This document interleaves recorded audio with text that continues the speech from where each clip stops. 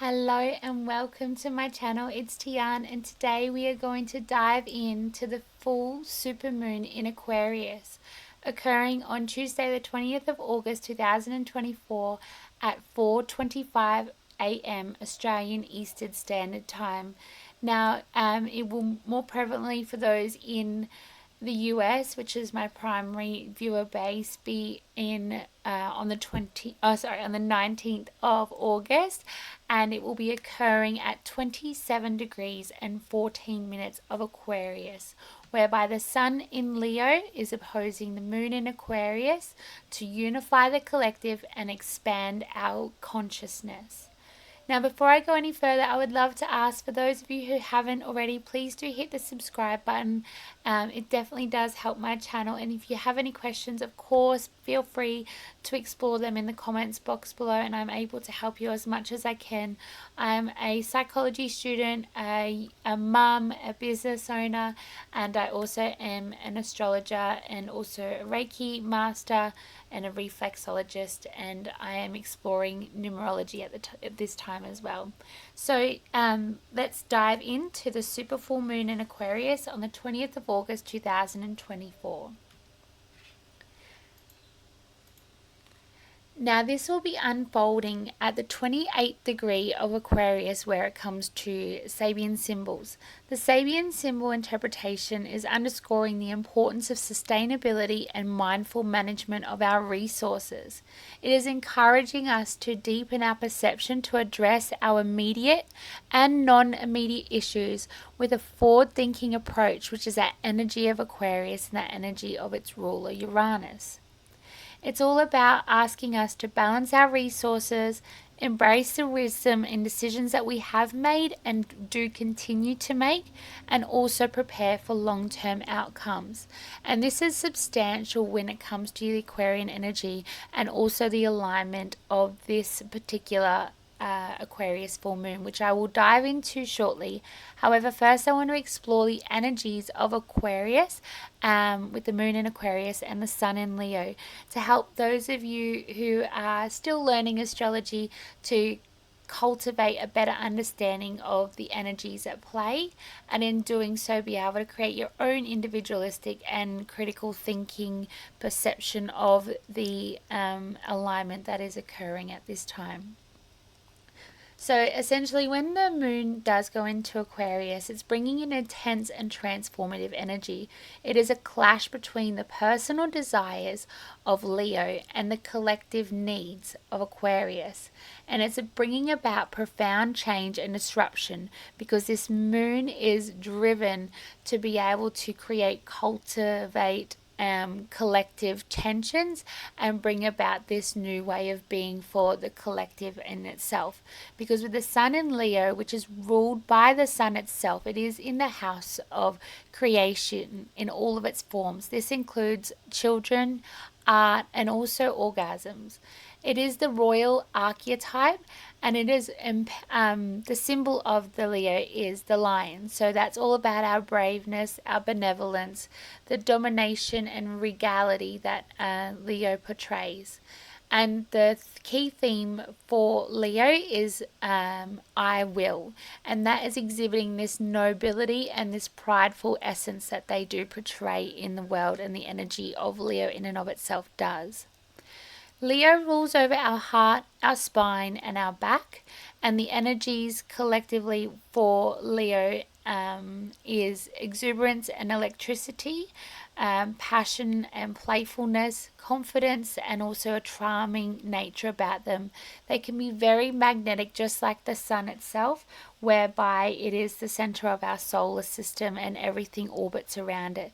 So that highlights this self-absorbed, spotlight seeking nature about the Leo energy itself. Now, with the moon in Aquarius, this is exemplifying a very strong individualistic energy, because it is ruled by the planet of Saturn and also Uranus. Uranus is that rebellious nature, that individualistic energy, and the 11th house of social circles, societal change, dreams, and humanity is the energy of Aquarius. So it is all about the collectivist archetype, and the water bearer is the symbol of Aquarius. So therefore, dispensing the gift of creation that flows freely and equally to all. So you can see evidently in this water bearer energy that there is this humanitarian nature about Aquarian energy. They are truth seeking and they genuinely know. Aquarian energy is the extraterrestrial energy of someone's natal chart. And if you do have a lot of energy in Aquarius, there is this emotional detachment to you, because there is this knowledge that we are in the matrix and there it is all just an illusion, and there is this unconventional and unexpected trait to an Aquarius whereby they are original and innovative, and it is the pioneers of this new way of thinking and new way of being. And we are entering into the age of Aquarius, so we're going to see a lot more revelations and revolutions in these areas, whereby this eccentricity is coming through more boldly and beautifully, which is highlighting again that Leo energy. So this is the full moon in Leo chart. So like I said, there is a strong clash between the personal desires and the collectivist needs, with the sun at 27 degrees and 15 minutes or 14 minutes of Leo, and the moon at 27 degrees and 14 minutes of Aquarius. Now this is making, so when we are talking about our full moon charts, and any chart really, we look towards the ruler to understand what exactly is going on and the energies that are playing out. And the ruler of this alignment is none other than Uranus, which is forging a T-square here up here in Taurus at the 27th degree and 11th minute. So there is this strong, not only is this strong opposition energy with the sun in Leo that is balancing out our personal ambitions and our collectivist needs, our individual desires for our own innate recognition and flamboyance, and our own sense of self being the sole ruler of our own universes as individuals, but also our social responsibilities and our humanitarian goals. And it is creating this internal conflict or challenge between our self-expression, which is highlighting that Leo energy, and the contribution to humanity for the greater good, encouraging us to find a balance between these polarities, between the personal and the societal priorities. And now, again, so with this T-square Uranus, it is introducing these themes of disruption and transformation relating to our material and values, because it's all about that Taurian energy. And that can be as simple as the earth itself, and where we do get our food from, and how we do cultivate and our own resources. And that does again highlight that Sabian symbol as well, whereby it's about maintaining what we have and making the most of it long term. There is definitely a recession coming. We can see that with all of the inflation occurring across the world. There is strong implications of this full moon with relationship to the trajectory of the next 12 months, especially with regards to the election occurring. And I'll go into that a bit shortly, but essentially there is strong challenges in that financial stability and the personal values of our own individualistic nature, which is highlighting that Uranian energy, bringing sudden shifts and upheavals, and prompting us to essentially reevaluate how we manage our resources and what it is that we truly do value in our lives. Is it our possessions and that everything that we have around us, which is that Taurian energy on the material level, or is it the exuberance factor of that Leo energy, whereby everything is adorned in gold and silver and all of that decadent details? Or is it the extraterrestrial knowledge that we innovatively receive from the highest order with that Aquarian energy? Or shall we essentially, so there's this strong blockage, and with these T-squares we need to ground ourselves in Scorpio energy, because that is this fixed T-square energy, bringing about the need to be able to come back down to our own innate deep waters and cultivate and signify our own true essence and what it is that we do profoundly understand. And this energy is also increasing our spiritual awareness and also heightening our spiritual experiences. So it's about diving to our depths of that Scorpio energy and being able to sit there in our own deep waters and allow those undercurrents to find our own transformations in and of ourselves, to be able to connect that with the collective and obviously within our own creation, within that Leo energy, and of course the Taurian, Uranian energy that's playing out up there. So it's basically this very strong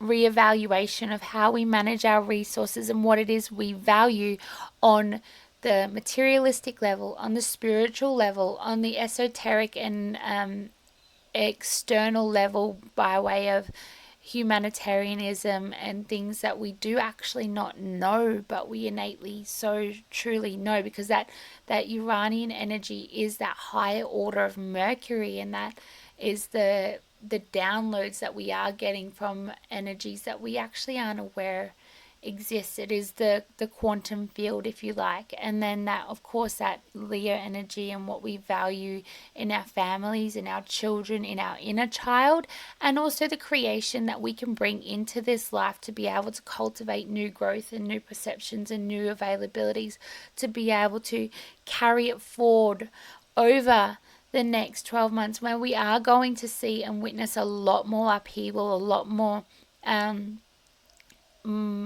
fiscal shifts. And it's about coming back inside of ourselves. Full moon is all about going inside of ourselves and releasing what doesn't serve us to be able to cultivate this new way. So take a look at your finances, as Uranus that has been transiting Taurus for quite some time now, has been asking us to do, and see where these values actually lie, because that Uranian energy is all about what we do value. But also, there is a strong opposition with this moon in Aquarius to Mercury over here in Leo, and that is creating this friction. And Mercury is retrograding and it is going to station direct to move back into Virgo. So Mercury in Leo is a beautiful energy. And however, with this opposition to the moon, it's creating a friction between our emotional instincts, which is our moon, and our intellectual communication. And if you have this natally, like my daughter does, there is this push and pull between our intellect and our emotions, and there is this inability to be able to grasp what it is that we're feeling versus what it is that we're thinking as well. However, in this Leo energy, it is bringing about differing perspectives of the collective and also our own innate perspectives, and this is challenging our own innate communication and the expression of our emotions, bringing about a need to strive for clarity and be able to connect with our emotions. And even there's a lot of energy that I've been speaking of lately, but this is also ringing true to that, is the need to potentially document our thoughts and document our feelings, and putting and bridging the gap between that lunar energy and the intellectual energy, so our emotions and our communication, to be able to actually sift through and sort through what it is that we're feeling at this time and what it is that's coming up for us.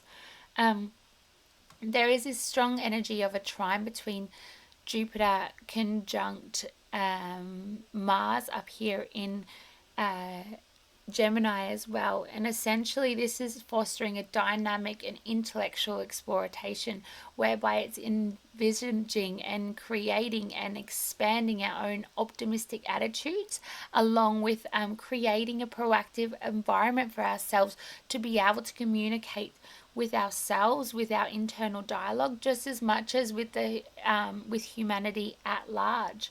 So essentially, I urge you to take these strong, bold steps to be able to pursue these new projects and explore these innovative ideas that you so rightfully do have, to be able to engage in new endeavors that will enable you to maintain your own innate stabilization in this incredibly and radically destabilized world. And this destabilization, I'm not saying on a negative connotation, because the stabilization and changes are essential. Changes needed for the betterment and the shifts of the collective at large. So it is essential that humanitarianism and the collectivist shifts are being made. However, we can see that there is a very strong holding on to the powers that be, that they are not surrendering it so naturally, and that's where these shifts need to continue to happen externally to be able to find that middle ground. However, for us as individuals to be able to withstand these radical shifts, we need to be able to come back within ourselves and provide opportunities for healing and integration of our own innate wounds. And that is again highlighted by this beautiful sextile coming from Chiron up here at the 23rd degree of Aries, whereby it is asking us to do our own innate healing work and our own integration of our own perceptions, including our shadow self, and healing those wounds of the self, particularly because of that Aries energy, to foster a supportive environment to address our own innate personal issues just as much as the collective issues as at large. And that highlights this Carl Jung collective unconsciousness energy, whereby we need to focus on addressing our emotional wounds to therefore inherently connect with our societal wounds, and then compassionately engage with society to integrate this healing in a broader text. But first, as with everything, it starts with you. So connect with yourself, connect with your wounds, connect with your internal dialogue, and bridge that gap between your communication and your thoughts and your logical thinking, which is all about that left brain energy, and then connect it with that right brain and that creative energy of the moon and the emotions and that feminine nature, to be able to bridge that gap between yourself, to be able to manifest that in the external, if that makes any sense. Because like I said, there's a lot of shifts that are going to be occurring at the moment. There is a very strong connection between Uranus and eruptions, and that does also, and also in the energy of Taurus, is highlighting these earthquakes and natural disasters, which is correlating with this increased seismic activity, and there should be very strong shifts occurring in the world along within the earth itself, whereby it's reflecting these underlying societal tensions and bringing about these strong changes. And this is also inherently connecting with this T square as well, whereby there is financial and political shifts occurring with the financial markets, highlighting that values and the attitudes of Taurus, bringing about innovative solutions and the changing of our circumstances. And we can see that with the digital ID and the disruption to the financial cyber attacks that occurred last full moon, and that will again occur this full moon, because we got that influence of Uranus here that is introducing and heightening this risk of cyber attacks and power outages. And there is a need for an increased vigilance and preparation for these technological disruptions. And the way that we can do that is move away from what they are, what the higher order, shall I say, or the government structures are trying to project onto us. And cash is king. Cash is 100% king. When you do not have access to your bank account, you have access to your money through cash. And same with electric vehicles and things like that. Like there is a strong influence of this Uranian energy in the disruption to electrical currents, and that does include our electric vehicles. If we don't have access to power, how are you going to charge your car? I personally don't own a electric vehicle, so please, by all means, I'm open-minded enough and I do have enough critical thinking to be able to see both perspectives. So please feel free to explore that in the comments box, and I would love to learn more if you are open to sharing that. We witnessed an X 1.11 scale solar flare only 2 or 3 days ago, and I completely felt it. I felt drained, and there's a lot of solar storms occurring at this level as well, because this intensity and cosmic alignment is leading to this increase in solar activity, just as much as the rebellious energies coming through the quantum field, whereby there is a potential for impacts on communication systems and technology, and that is that radio frequency waves. So airplanes, connections through phones, and the 5G 4G networks. I think they're closing out 3G very soon, so I don't know what it is like in America, but that's what it's like in Australia. So it's about staying informed about technology and communications at that time, because it's all about that rulership of Uranus. And again, there is this beautiful energy that's coming through with this grounding of the T-square in the energy of Scorpio, that is enabling us to be able to spiritually awaken and connect with our Kundalini activation, which is inherently highlighting that Uranus in Taurus energy, just as much as our spiritual connection to ourselves and our heightened spiritual insight, offering transformative experiences internally. So there is this quest for truth and collective consciousness with the energy of Aquarius.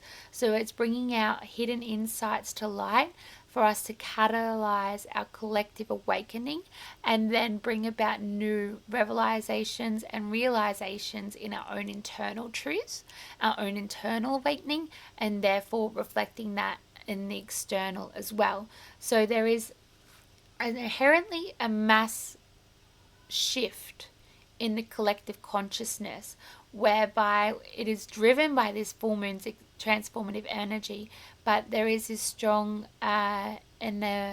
availability for society to grow and also reflect strong level of evolutionary awakening.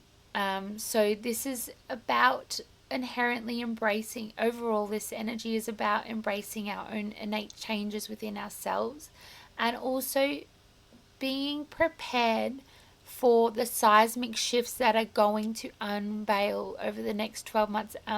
Like I said, I was going to briefly discuss the American politics very briefly, because I'm not American, and despite the fact that I can see from the outside looking in what's occurring there, it is all based on my own perspective, and it is all based on my own confirmation bias, and I'm completely aware of that, and I'm not hiding any part of that.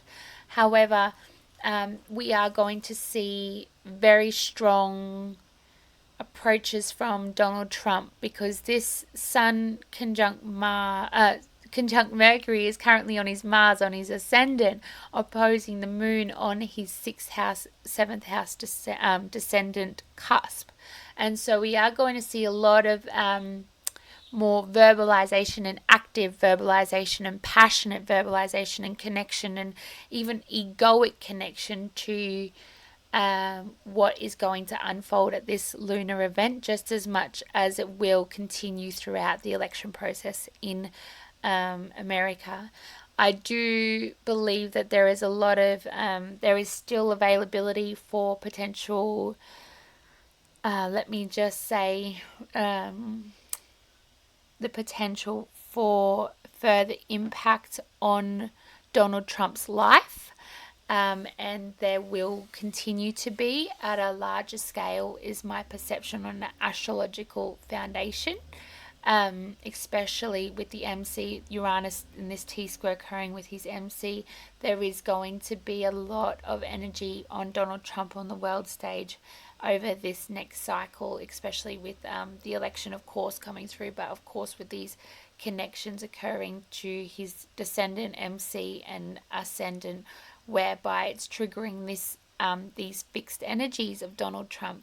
And again, it's all about grounding these intense energies and potentially disruptive energies in stabilizing through our routine and our supportive relationships, just as much as it is with connecting with our own innate need for transformation, our own innate depths and our own innate waters, and being able to connect with the power within ourselves. And Scorpio energy is all about our own innate power. So I do urge you to take space and solace for your own peace and your own serenity, to dive to those depths of your Scorpio waters, to dive to the depths of what it is that you are hiding beneath the depths of your waters, to be able to bring them to consciousness, and therefore inherently, especially with this Chiron energy, being able to heal the collective through healing the self, because everything is connected. We are quantum beings, we are connected, we are energetic beings, we are made of stardust,